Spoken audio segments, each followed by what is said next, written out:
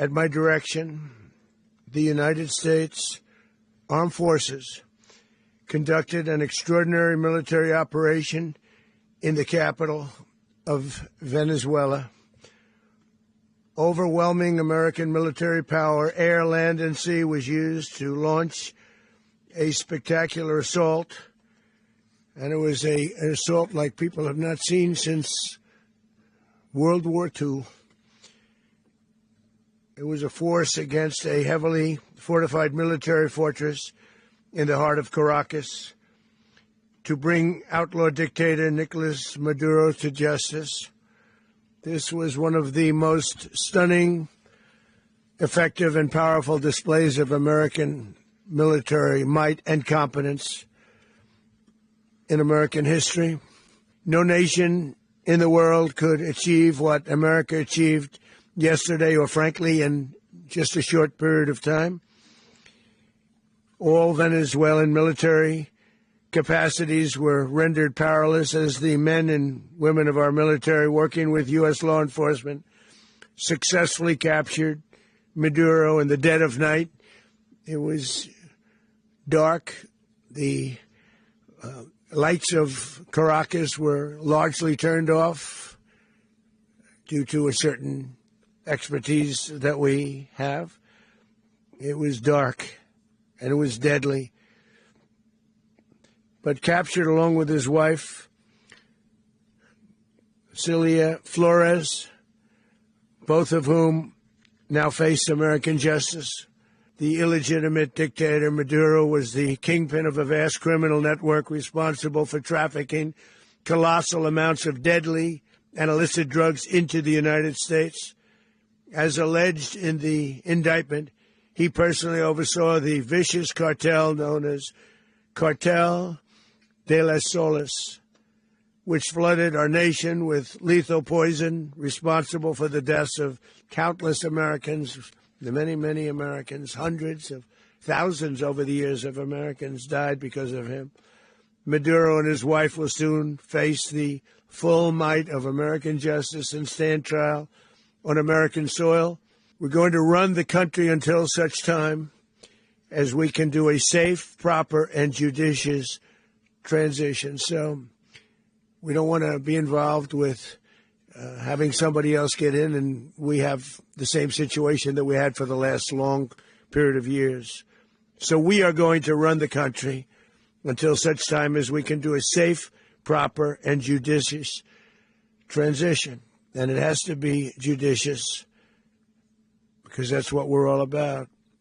We want peace, liberty, and justice for the great people of Venezuela, and that includes many from Venezuela that are now living in the United States and want to go back to their country. It's their homeland. We can't take a chance that somebody else takes over Venezuela that doesn't have the good of the Venezuelan people in mind. We've had decades of that. We're not going to let that happen. We're there now, and what people don't understand, but they understand as I say this, we're there now, but we're going to stay until such time as the proper transition can take place. So we're going to stay until such time as we're going to run it, essentially, until such time as a proper transition can take place. We're dealing with the people that just got sworn in. And don't ask me who's in charge, because I'll give you an answer and it'll be very controversial. What does that mean? We're in charge. Have you spoken with her? We're in charge. Have you spoken with her? We're in the business of having countries around us that are viable and successful, and where the oil is allowed to freely come out because that's good. It gets the prices down. That's good for our country. Now, we have a very sick neighbor. It's not a neighbor, but it's close to a neighbor, and that's Venezuela. It's very sick. Colombia is very sick, too, run by a sick man who likes making cocaine and selling it to the United States, and he's not going to be doing it very long, let me tell you. What does that mean? He's not going to be doing it very long. He's not doing it very long. He has cocaine mills and cocaine factories. He's not going to be doing it very long. So there will be an operation by the U.S. It sounds good to me. Yeah. You know why? Because they kill a lot of people. It's almost not even believable. This very stupid, low IQ governor, he's a very stupid man because, I had a campaign against him with JD, and he's a stupid man, and he's a corrupt politician. And the Somalians are ripping off our country to the tune of, looks like $19 billion, but that's only what they can find. So usually when you're looking at 19, that would mean it could be 50. But the numbers are astronomical. Think of it. They have a dead country. They don't have government. They don't have anything. They don't have a military. All they do is run around shooting people and trying to capture ships. We don't let them take ships anymore. You know why? We use the same exact missile on them that we use on the drug carriers. And it's very effective. You notice there's nobody capturing ships anymore? Because as they head out to go capture the ship, and the ship doesn't want to fire back because it's very flammable stuff in many cases. And the insurance companies don't want, because they build $1 billion ship, and they don't want anybody firing rockets into the ship.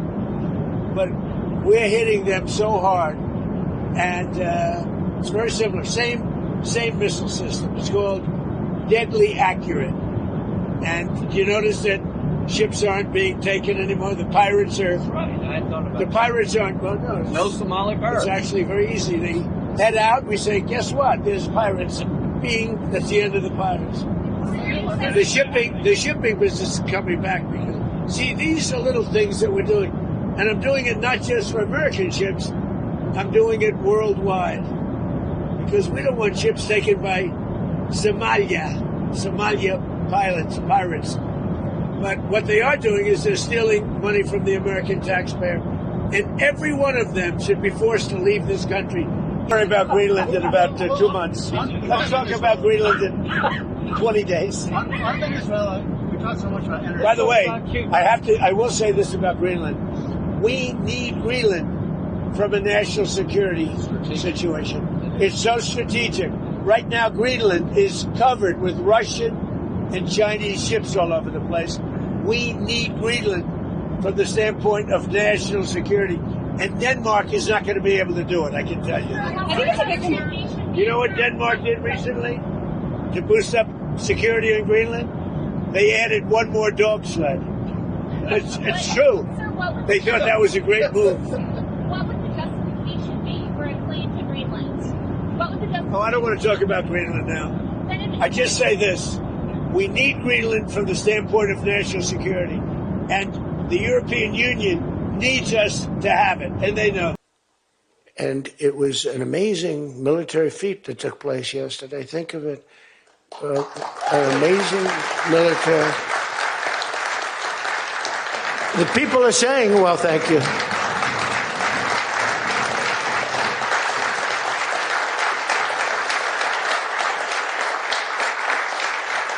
People are saying it goes down with one of the most incredible. It was so complex.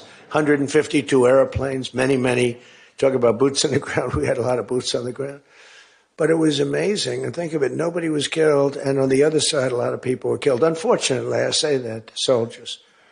Cubans, mostly Cubans, but many killed. And they knew we were coming, and they were protected, and our guys weren't. Our guys are jumping out of helicopters, and they're not protected, and they were. But it was so brilliant. The electricity for almost the entire country was, boom, turned off. That's when they knew there was a problem. There was no electricity. Caracas said, there's no electricity. It's not the only people with lights were the people that had candles. It was just off. So we sort of got them a little by surprise. But it was brilliant tactically. It was an incredible thing. But I watched where Schumer, he's such a bad guy. I mean, I've known the guy for a long time. And he's such a bad guy. At some point they should say, you did a great job. Thank you. Congratulations. Wouldn't it be good? I would say that if they did a good job. Their philosophies are so different. But if they did a good job, I'd be happy for the country. They've been after this guy for years and years and years. And, he's a violent guy. He gets up there and he tries to imitate my dance a little bit. But he's a violent guy. And he's killed millions of people. He's tortured. They have a torture chamber in the middle of Caracas that they're closing up. But he's tortured people, and now what they do, the radical left, they actually have people, and it's hard to get them. They're all paid people. Most of these people are paid. You know they're paid when they have brand new, beautiful printed signs by like the highest quality printer, and you have a woman, free Maduro, and the sign is before we even did the attack. You know, free Maduro. Why do you want him freed? I don't know, but he should be free. Oh, she reads the sign. What does that say? It says free. Well, that's what I believe. And you know, you see the sign. It's like, Lisa, we should all have quality signage like that. The one thing I want their sign maker. The guy is great. He does beautiful signage. You know, the old days was better when they used to write out their own sign, wasn't it? They'd make a sign in the basement. They'd have an old broken board holding up a sign, and it's made with a magic marker, sloppy as hell, and it meant something. But today, when you have that yellow and black, they should use different colors a little bit. But the yellow is a beautiful shade of yellow. No, I want to find out who that is. I want him to work for the Republican campaign. He's much better than our guy, whoever the guy is.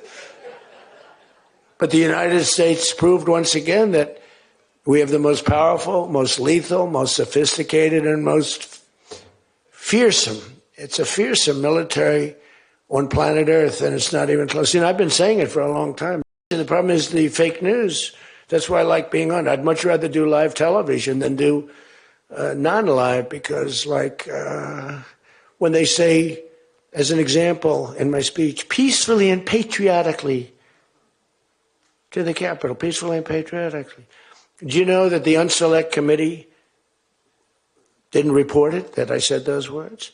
Do you know that the news never reported the words walk or march peacefully and patriotically to the Capitol? Do you know they never reported it? It's a scandal. The Unselect Committee never reported that. They never reported that Nancy Pelosi was offered 10,000 soldiers, National Guard soldiers, whatever you want. No, I don't want them. And the mayor. The mayors were in writing. She was more honorable about it.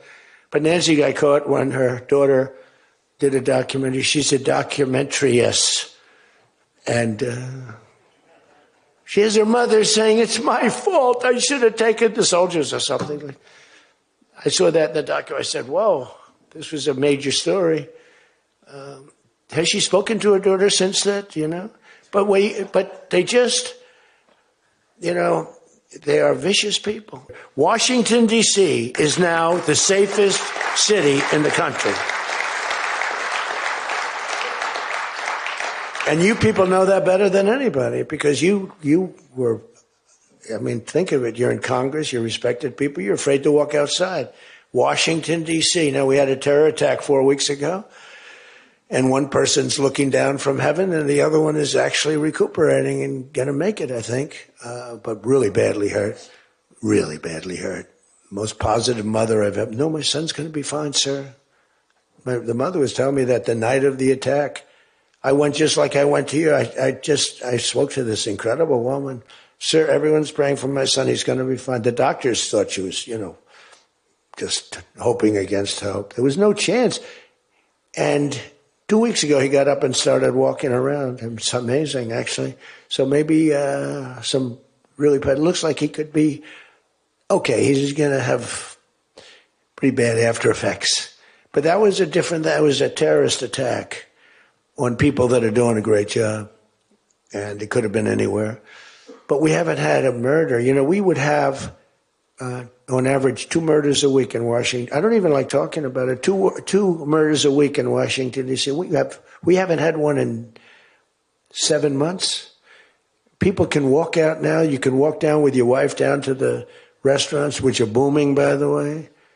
I mean, if you go back to before I got in, and we did a pretty good job 4 years ago, but it was never this, you know, in my first term. So when we were during the first term, we were pretty good, but, you know, it wasn't like that big of an issue. It became a big issue because people were being mugged all over the place. We had a couple of people working in the White House that were killed. We had one guy waiting for his wife in a car. They said, get out of your car.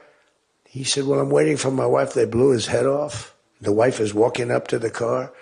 Animals. And then they get angry when I say, they're animals.